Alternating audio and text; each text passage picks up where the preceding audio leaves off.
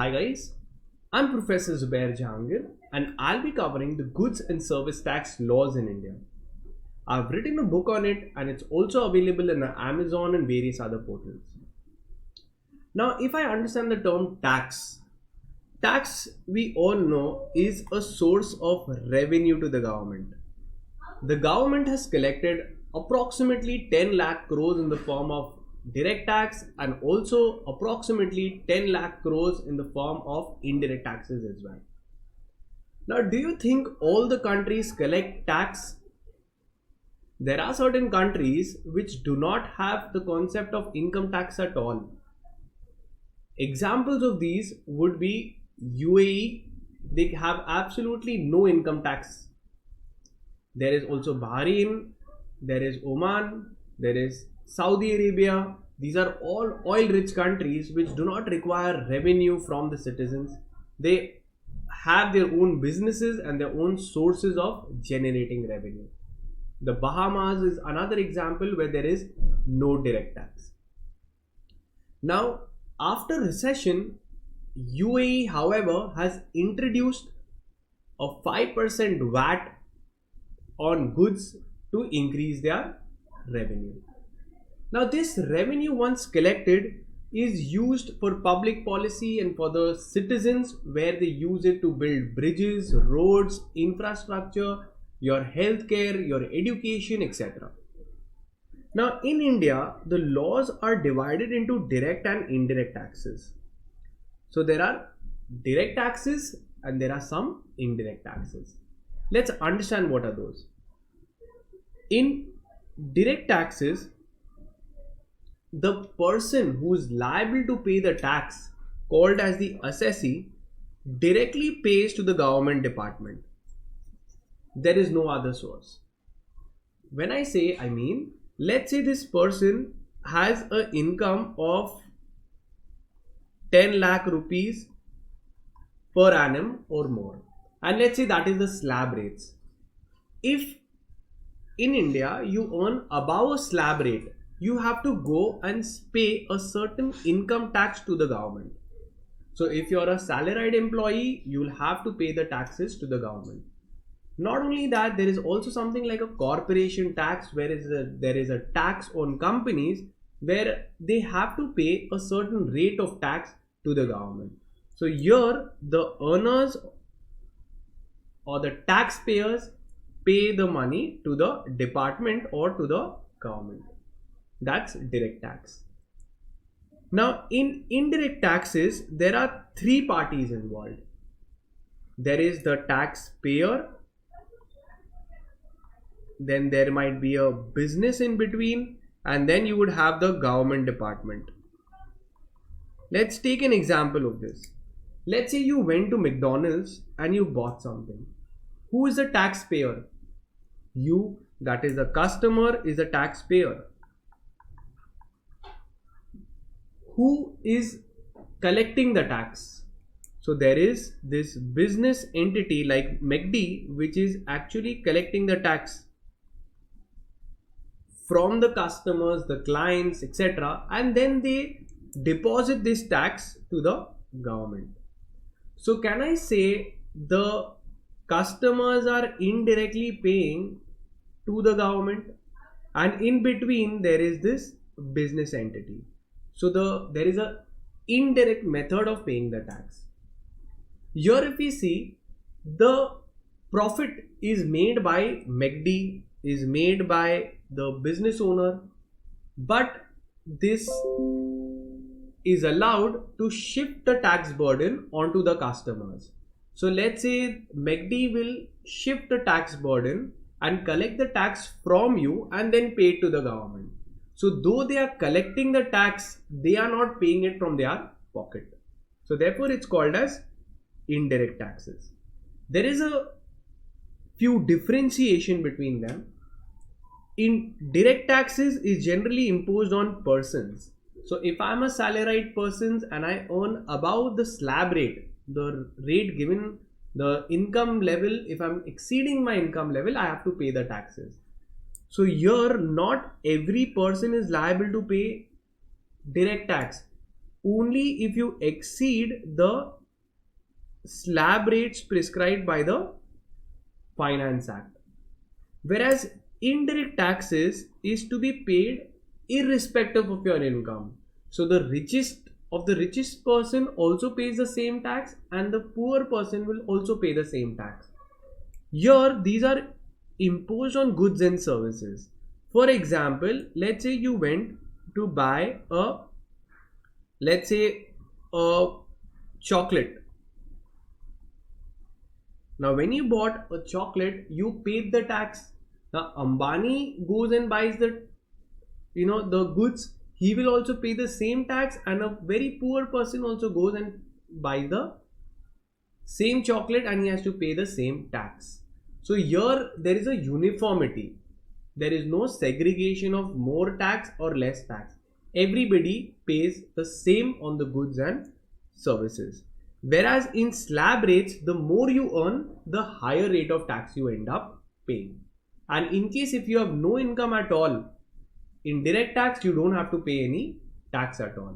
So let's say for you, if you're a student or you're a person who doesn't have any source of income, you would not pay direct taxes, but you would definitely pay indirect taxes if you go in a movie, you go to buy a laptop, you go in a restaurant, all those places you pay your indirect taxes.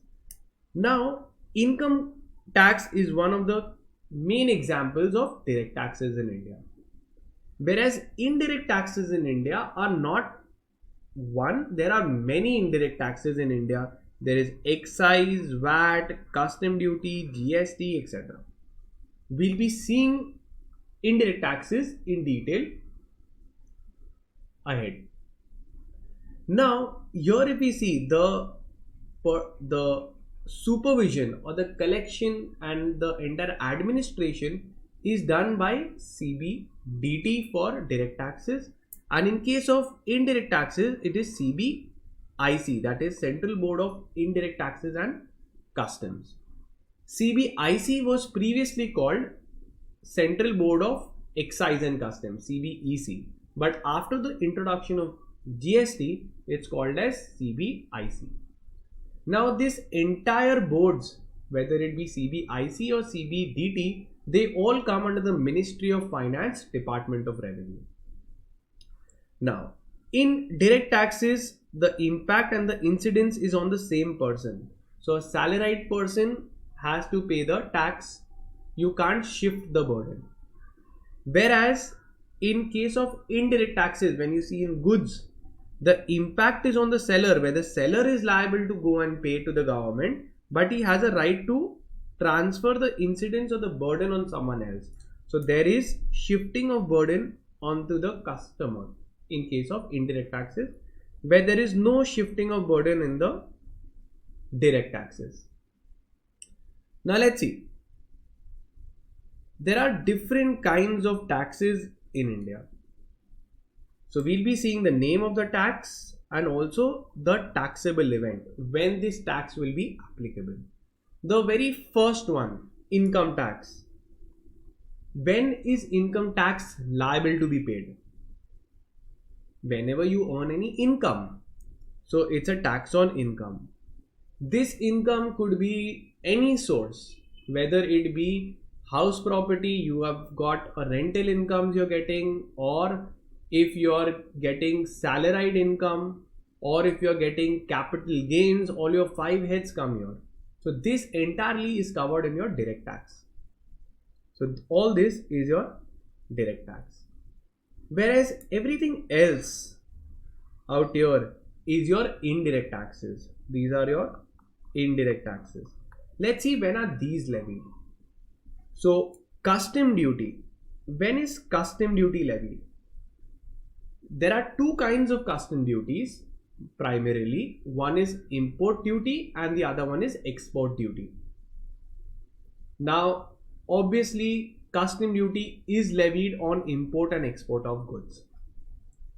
So the taxable event is whenever there is an import and export, custom duty will be payable.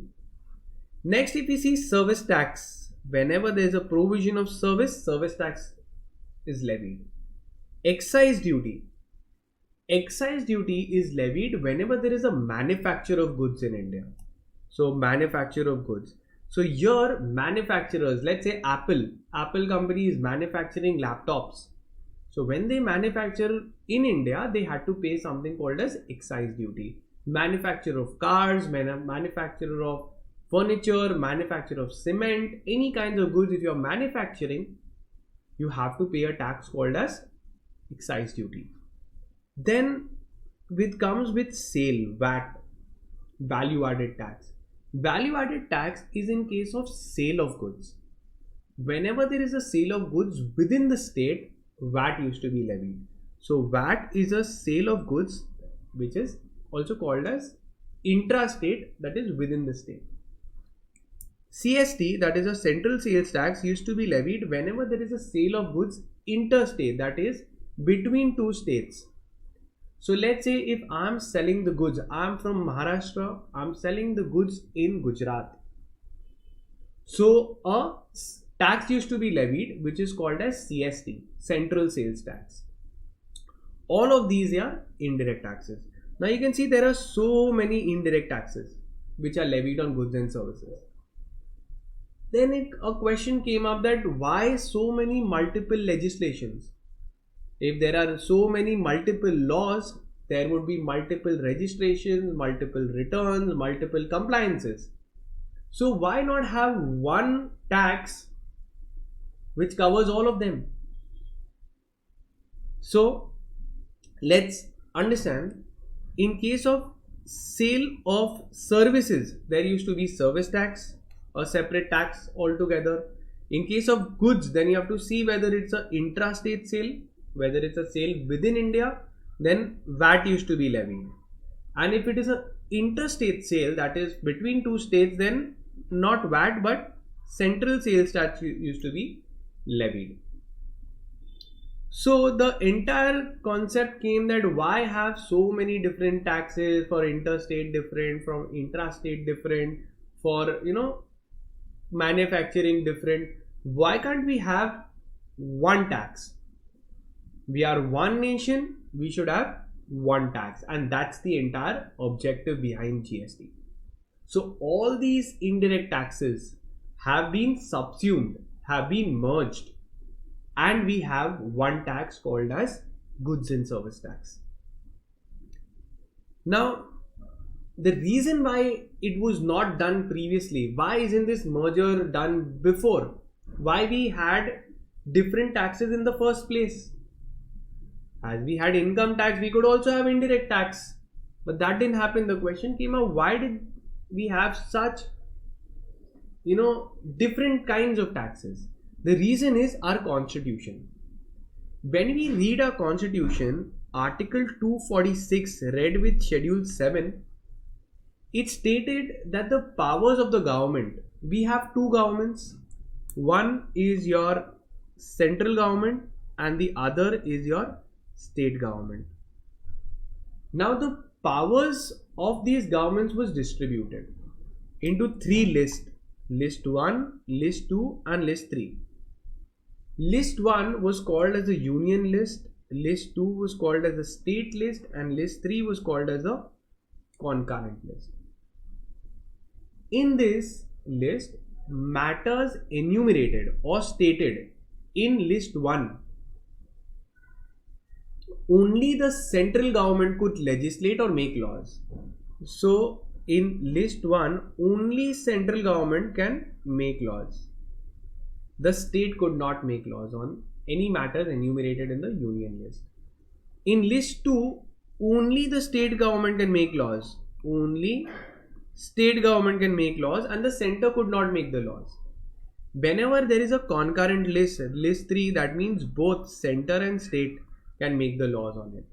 Like for example, stamp duty, there is Indian Stamp Act and Bombay Stamp Act. So like that, there are certain matters which are put in concurrent list also. So these taxes were put differently. Means what? For income tax was under entry number 82 in the union list. So which government will levy income tax? The central government. Then Custom duty was again central government, excise duty central government, and even service tax and CST was by central government.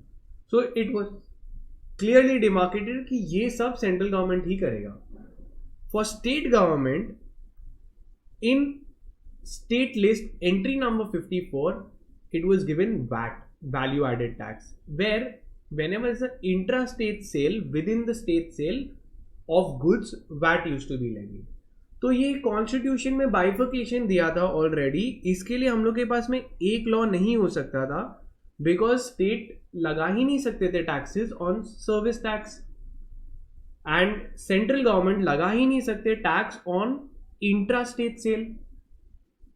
So this kind of bifurcation was made. So we needed to make this, remove this bifurcation, this barrier, and because of that certain constitutional amendments were made.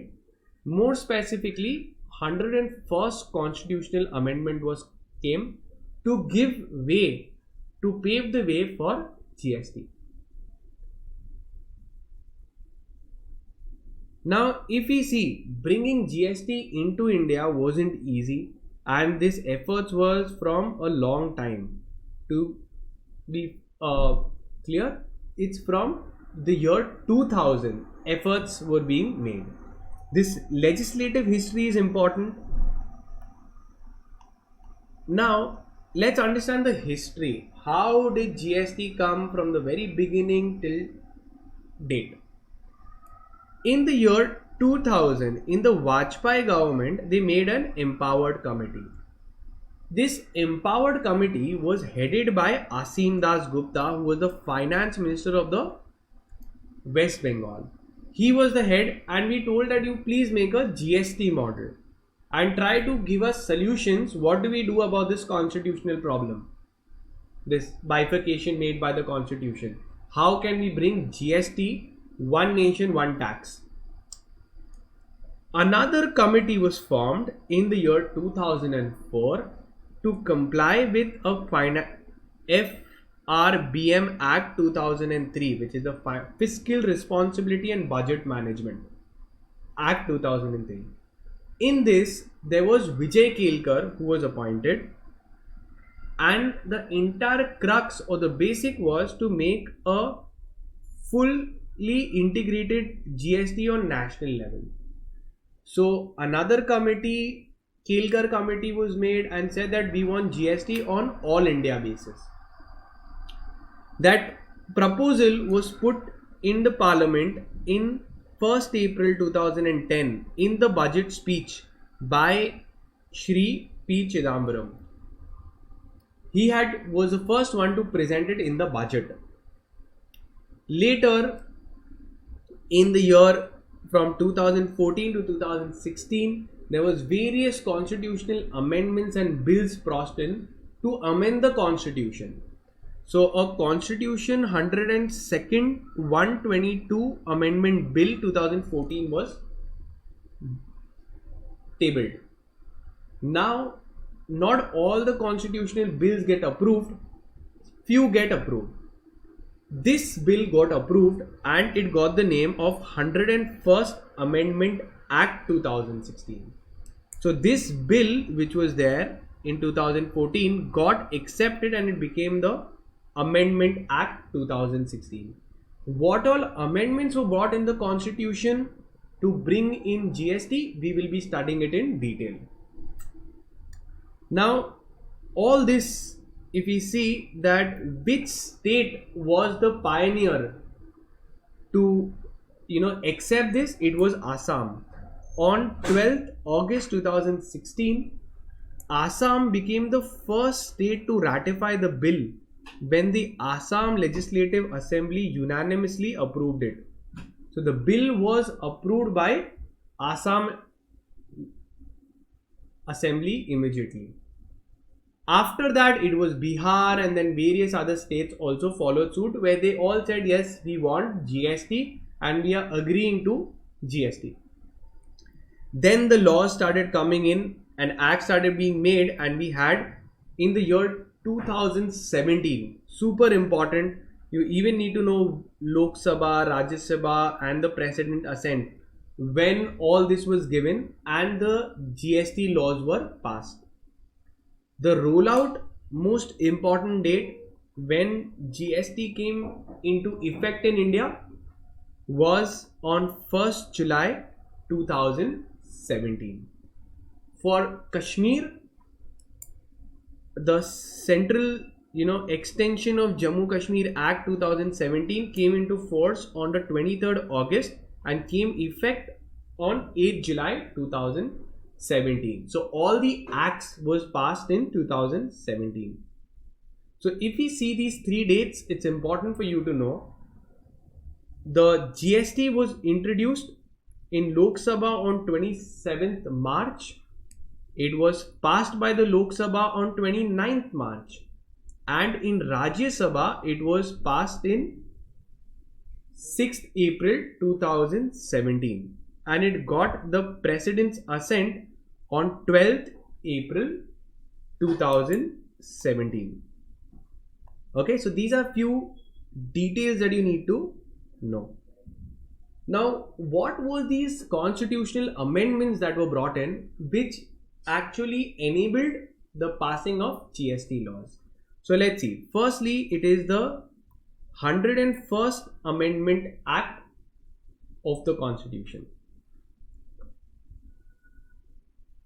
It had three important articles were introduced, which was Article 246A, 269A and Article 279A. So three articles you need to know in the 101st Constitutional Amendment. So in the first 101st Constitutional Amendment, three articles: Article 246A, Article 269A and Article 279A. These are the three important articles that have been introduced to bring GST into effect. Let's see the first one, Article 246A. This article said that both the center and the states will have concurrent powers to make laws and collect tax on goods and services. So जो bifurcation किया था वो हटा दिया by Article 246A, where it said कि अभी center भी law बना सकता है और state भी law बना सकता है. So it said that Article 246A states both union and the state will have concurrent powers to make laws with respect to goods and services. Now, what was Article 269A? Now, to understand this article, you will just need to understand what is a little more on GST, which will come later on. So, even if you don't get this clearly, this is fine. It would be clarified later on. It talks about interstate sale. In interstate sale, a tax will be levied, which will be called as IGST, Integrated Goods and Service Tax. And here the entire collection will be done by the central government. Of IGST is collected by central government. So let's say if the GST rate is 18%, then this entire 18% would be collected by the central government. The central government would later on give the 50%, that is your 9% will be kept retained by the central government, and 9% cannot be put into the central government's Consolidated Fund of India. Instead of putting in the Consolidated Fund of India, it has to give it to the state government. Now, what is this? It would be covered later on in way detail. So just understand that whenever there's an interstate sale, IGST is levied, and let's say if the rate is 18%, full money is collected by the central government. But later on, central government is casted with the duty of giving it to the 50% to the state government as well. So in case of interstate sale, it is collected by the central government of India, then a portion, that is divided between the union and states. The amount collected shall not form a part of the consolidated fund of India. So it cannot form a part of consolidated fund of India. It has to go to the deserving state as well. This is in case of interstate sale. Now coming to a very important article which talks about Goods and Service Tax Council, simply called as the GST Council, one of the most important bodies for GST. Here, the council is actually the body that makes amendments, that gives suggestions, that monitors the entire GST process in India. So they have various rounds of meetings, and whatever meetings are done, then it is published and then the amendments are made. So let's understand. With the insertion of Article 279A, the President has powers to constitute the Goods and Service Tax Council. Members of this council, who will be there in the council? So very important, who is the chairperson is the Union Finance Minister. So the Finance Minister of the country actually becomes the chairperson of the GST Council. Then finance ministers of every state also will be members in this. So Union Minister of the state in charge of the revenue of finance will also be a member. So how many ever states are there? All their finance ministers representing those states will also be the members. So it's quite all the finance ministers are in this panel. Now, what is the role of the GST Council? What the GST Council will do? So every kind of change, whatever is there, whether it be changes in respect to registration, the thresholds for registration, the returns, the ITC, the penalties, everything is reviewed and analyzed by the GST Council. Then comes this quorum for the meeting. Now when this council meets, the meeting always has a certain minimum number of members required to be present for the meeting to be valid. For example, let's say there is only 2 people who have come in the meeting out of 100 members. You think the meeting can be conducted? No. We'll say that the quorum is not present. Minimum number of people required for the meeting to be initiated is not present. So what is the quorum for GST Council? It's a very high quorum. It's 50% of the total number of members. So 1/2 of the total number of members shall constitute the quorum of the meeting. So at least 50% of the people they come, then only the meeting can be conducted. Otherwise it gets adjourned. Now decisions taken by the council. Now if you go to see, there is the states, so many states are there, there is central government, and the voting will be done. So now how will the voting be done? So this we'll be covering it later on in the form of example. Right now I'll just read it out.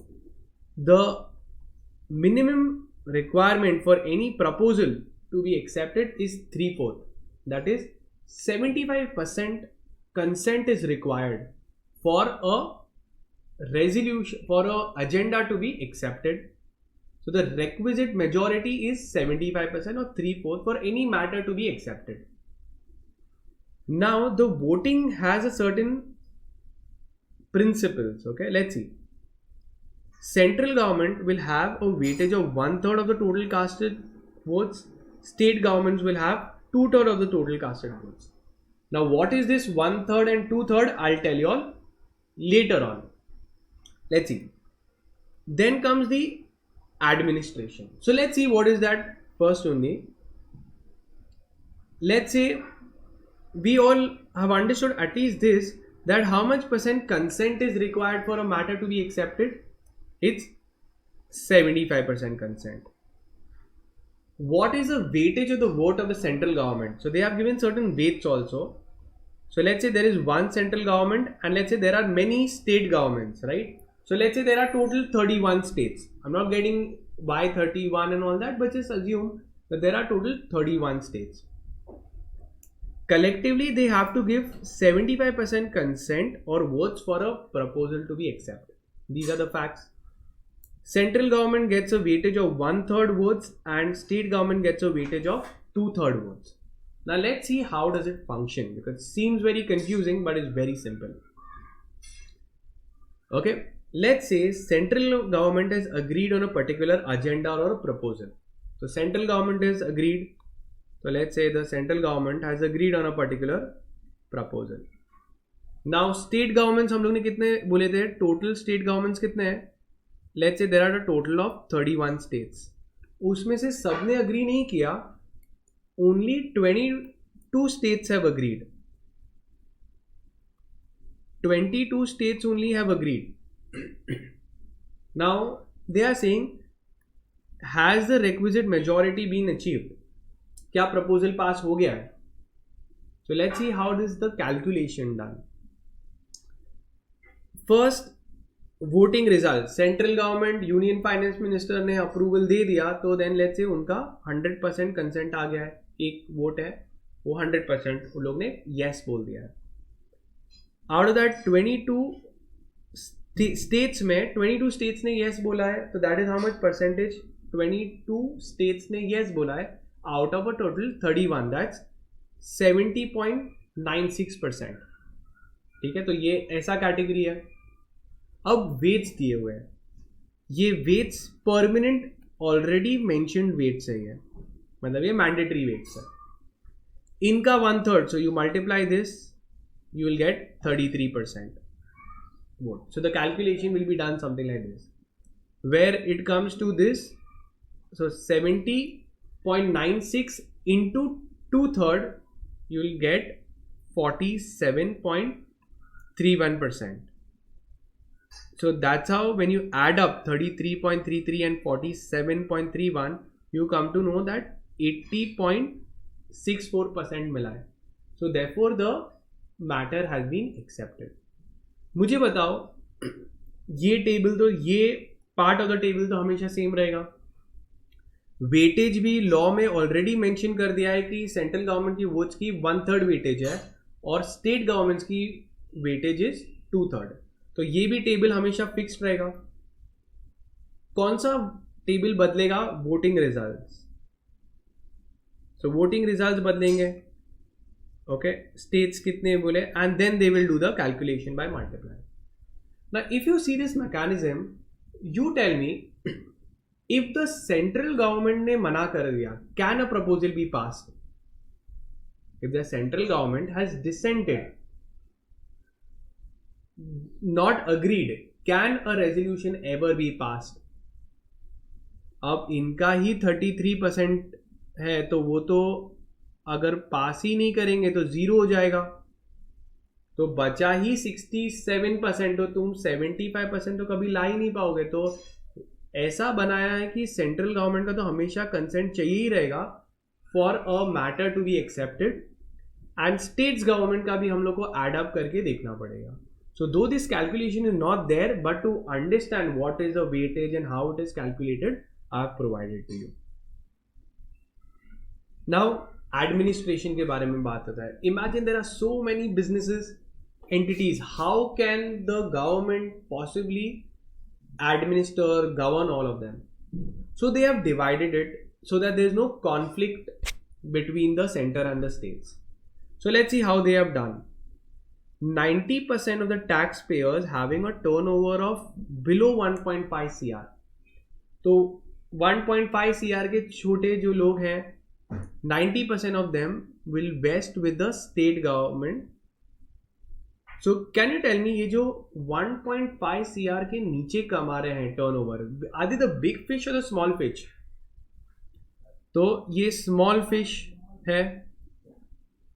ये small fish 90% share किसको दे दिया है? जाओ state governments को बोला आप संभालना ये सब 90% of these 1.5 CR. Those business owners who are having a turnover of less than 1.5 CR, they will do.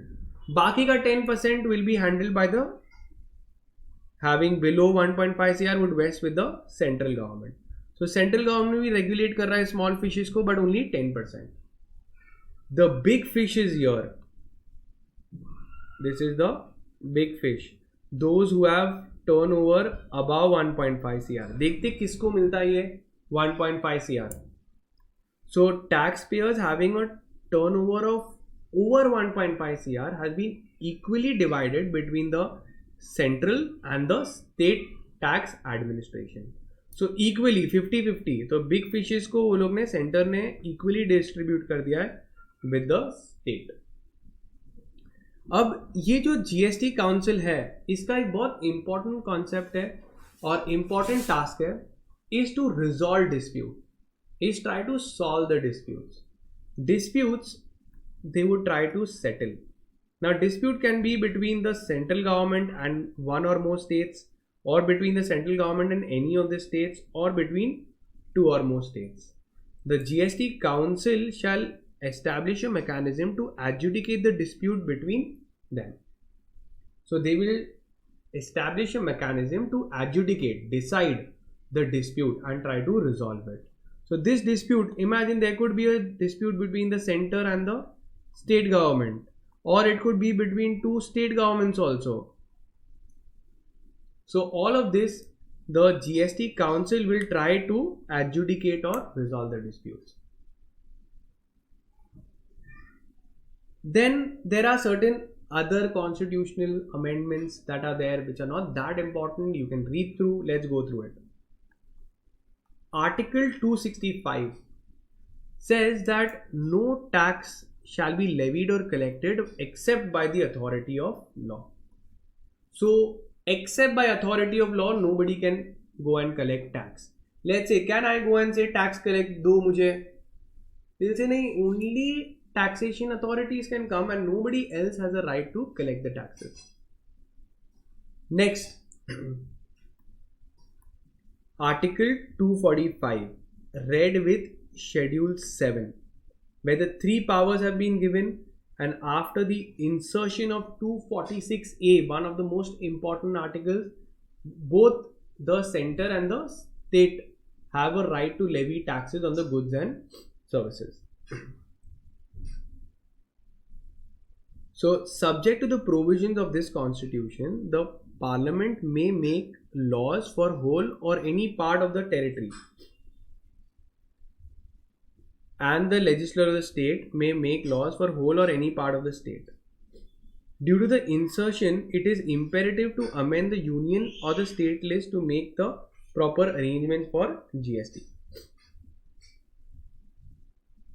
Now we are seeing amendments in those entry numbers.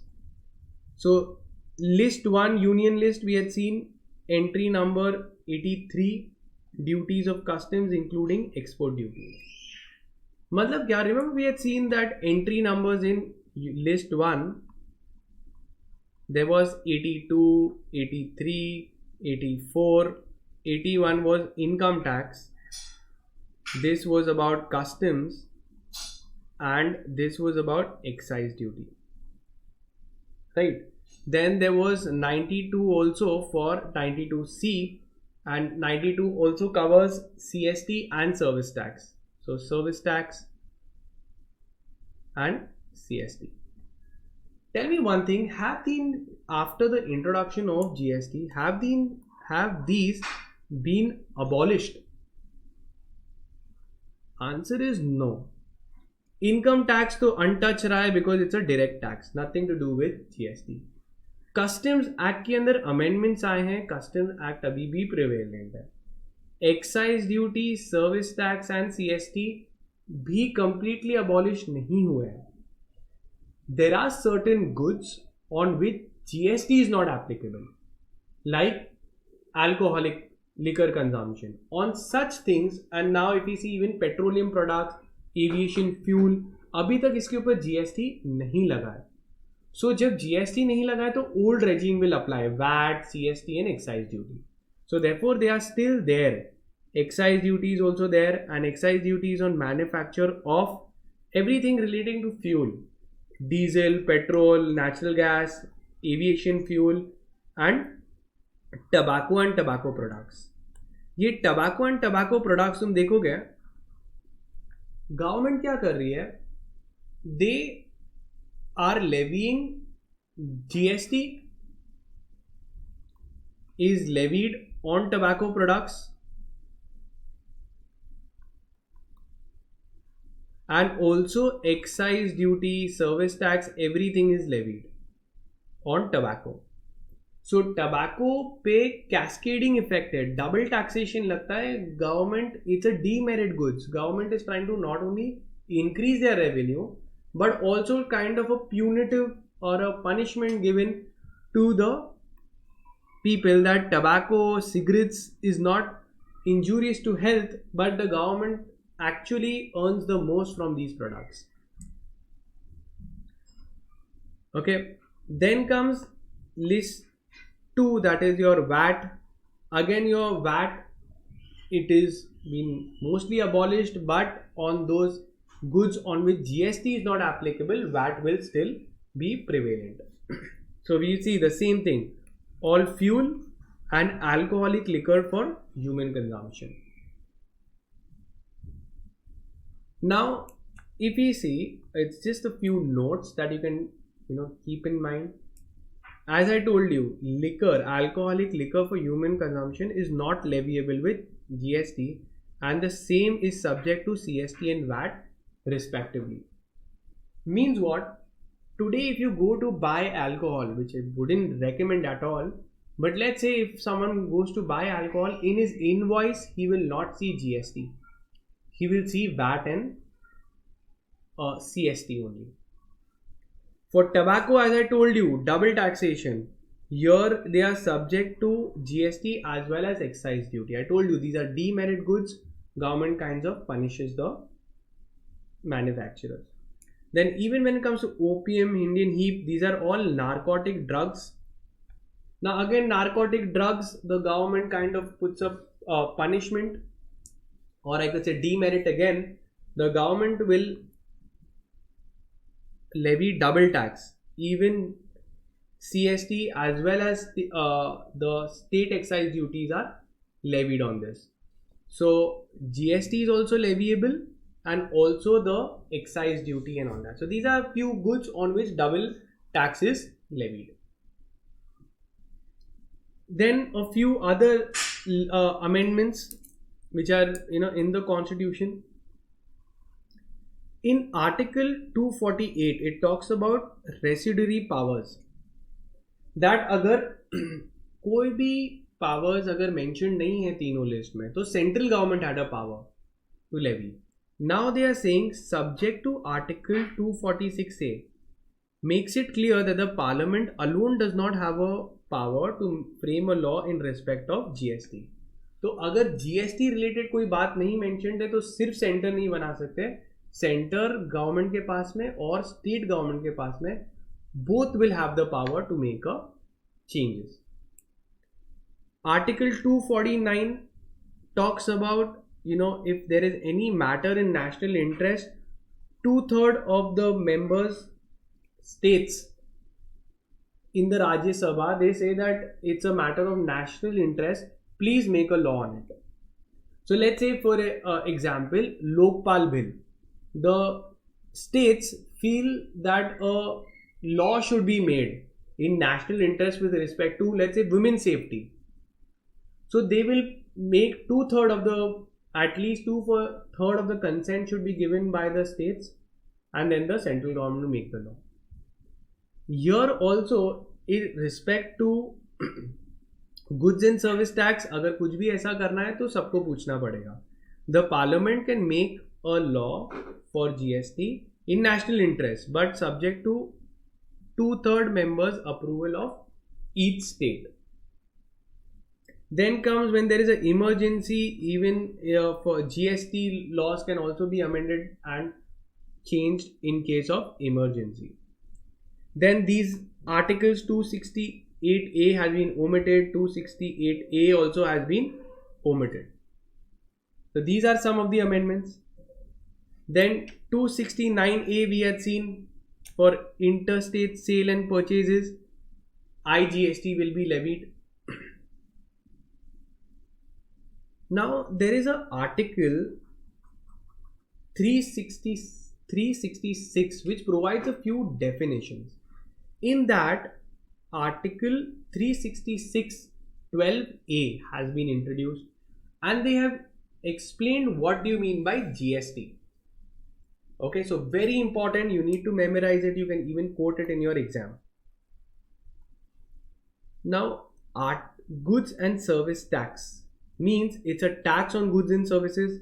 Any tax on goods and services or both except for alcoholic liquor or for human consumption is called as GST. So a tax on goods and services is called as GST, but however human consumption, alcohol for human consumption is kept outside the ambit of GST.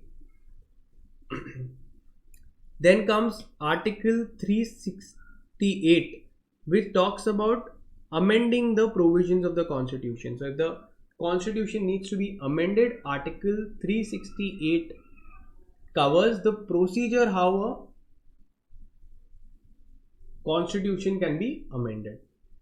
So now Article 279A is also covered in Article 368. It means that any change in Article 279 will also have to be ratified in the same manner how a constitution is amended. So now GST laws also cannot be amended. The Article 368, which is a very long, cumbersome and stringent procedure to amend the constitution. तो अभी जो बन गए हैं changes, उसको वापस change करना होगा तो पूरा procedure follow करना पड़ेगा. Now let's understand the various models of GST. After we have paved the way for GST, we became extremely happy. यार GST लेके ही आते हैं, बहुत अच्छा law है, one nation one tax. When they were going to bring in, they came to know that there are different kinds of GST models. There is a dual GST model, there is a central GST model, and there is a state GST model. तो कौन सा वाला model उठाना है GST का? That question came up. So let's see. First is the central GST model. In central GST model, only the central government has the power to levy tax on goods and services. So only central government can levy tax on goods and services. So the tax is collected by the central government. Now don't you think it's excessive power given to the central government to collect all the taxes? Now, not all the countries will be agreeing to give the central government the sole power to collect it, but certain countries which have a lot of centralization allow it. Can you tell me which country ka flag ye hai? This flag is of which country? It is of China. China is a extremely controlling country and they have the central GST model. Okay, same with Japan, UK, Singapore, Australia. They have introduced the central GST model. So all the taxes go to the central government. India cannot adopt that because the states would never agree the center getting all the revenue. Then came state GST. In this, only the state government can levy tax on goods and services. Ab this is a concept of complete federalism. Complete federalism मतलब क्या कि every state is just taking their revenue. Center has no role to play. This is prevalent only in one country. Can you tell me कौन से country का flag है?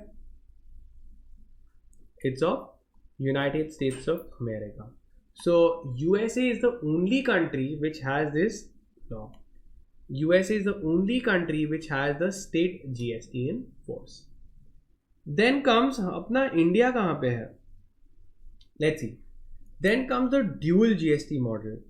In dual GST model, both central government and state government can levy tax on goods and services. So the dual GST model is done by this country. Can you tell me ये कौन से country का flag है? It is of Canada. So Canada has adopted the dual GST model, and India also has adopted the Canadian model of GST, and we also opt for the dual GST where the center and the state both collect GST on goods and services. But dual GST model के भी दो types हैं. One is your non-concurrent dual GST and concurrent dual GST. समझते क्या है? In dual GST model also there is concurrent and non-concurrent.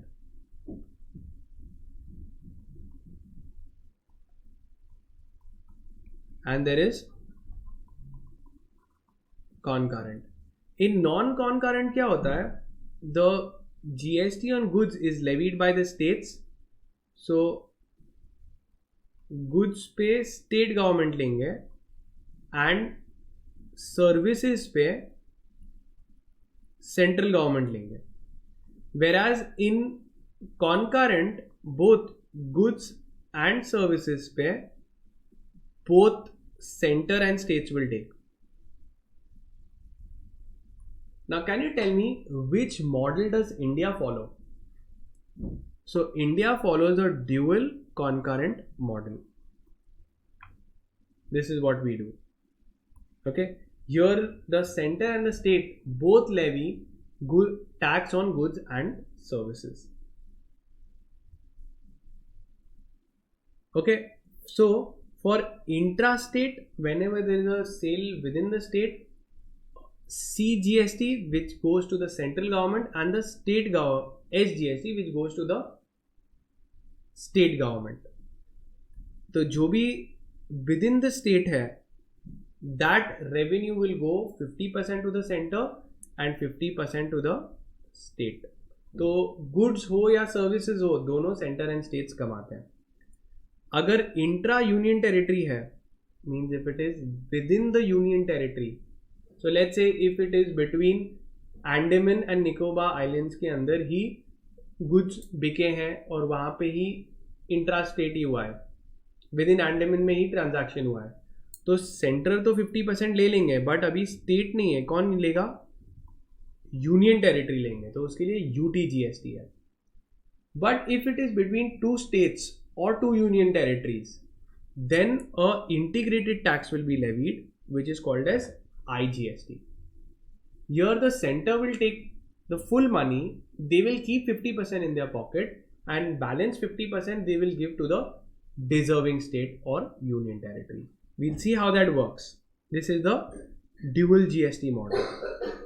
Now GST was, France was the first country in the world to implement GST, and that they've done it way back in 1954.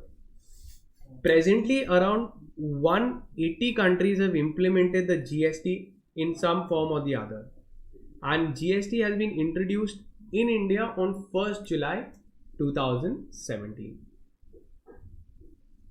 So if we see how does the GST work in India, if it's a sale within the state, then CNS will be levied.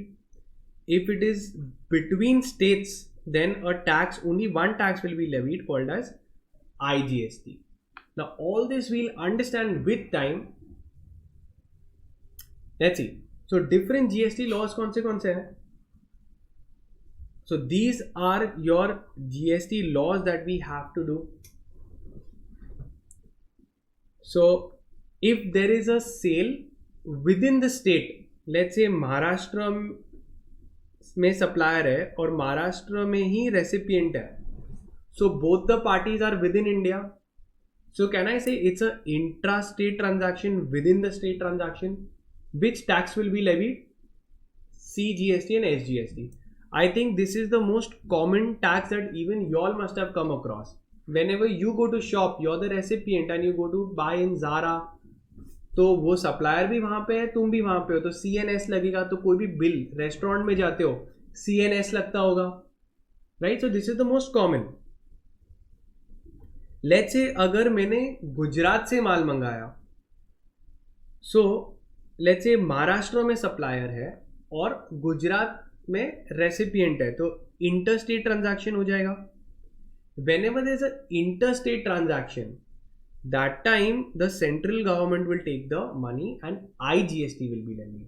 So let's say if you are calling from goods from other states, what will be put on that? GST कौन सा लगेगा? IGST, integrated tax. Clear? If you're calling from Daman and Diu, that is a union territory. So supplier भी वहाँ पे है, recipient भी वहाँ पे है, तो इंट्रा union territory है, it is within the union territory. So central government will take 50% and 50% will be given to that union territory. If Maharashtra में supplier है and ये supplied to Daman and Diu, then कौन सा tax लगेगा? So between states or between union territories, then interstate transaction it will be called and IGST will be levied. If Diu में supplier है, union territory में supplier है और another union territory में recipient है, then it is again between two different union territories, then again IGST will be levied and it's an interstate transaction. Now let's understand why like this. See, it's very common when it is a intra-state transaction, intra-transaction है, तो central government will keep the 50% and we know exactly कौन से state में बात हो रही है. महाराष्ट्र में बात हो रही है, तो बाकी का 50% will be taken by Maharashtra government, right. This is so simple कि कौन से स्टेट को मिलेगा? महाराष्ट्र. अगर इंट्रा यूनियन टेरिटरी भी है तो पता है यहाँ पे इंट्रा यूटी, तो वी नो कि दीव को मिलेगा. 50% will be taken by central government and 50% will be taken by Daman and Diu. So let's say intra UT, so this and union territory रख लेंगे 50%, कोई confusion ही नहीं है. But let's take this example. Maharashtra से गुजरात, तो 2 different states हो गए ना. तो यहाँ पे कैसे क्लियरली पता चल रहा था कि Maharashtra government will get, here you are coming to know clearly that Diu will get. But here there are 2 different states, so there can be a dispute between the states. So in that case, what happened? The IGST is levied where the entire amount is taken by the central government, and then central government on basis of the GST principles will figure out which state should get. It's not given equally between the 2 states. It is given to one state, and generally it is the state where the consumption has been taken. मतलब जहाँ पे भी recipient होगा ना, वो state को मिलेगा, because GST is a destination based consumption tax. Means what? The destination, the location of the consumption, किधर कंज्यूम हुआ है वो मैटर करता है, क्योंकि वो स्टेट को बैलेंस 50% मिलेगा. सो महाराष्ट्र को मिलेगा, यहाँ पे गुजरात को मिलेगा, यहाँ पे दीव को मिलेगा, यहाँ पे बैलेंस 50%, यहाँ पे भी बैलेंस. बट ये पहले अगर इंटरस्टेट है तो पहले सेंट्रल गवर्नमेंट पूरा कलेक्ट कर लेगा, then they will find out and give it to the respective state. All this will come later on. Okay, now will be seeing each tax. तो जैसे हम लोग ने देखा था CNS, तो एक लॉ ही बना है CGST Act 2017. Then for state government there is SGST Act 2017. For UTGST 2017, IGST 2017, and there's another one called as GST Compensation Cess Act 2017. So these are the laws which are there in India and that we'll be studying for the exam as well. Now we'll be beginning with the CGST Act 2017 in the next lecture. Take care. Thank you.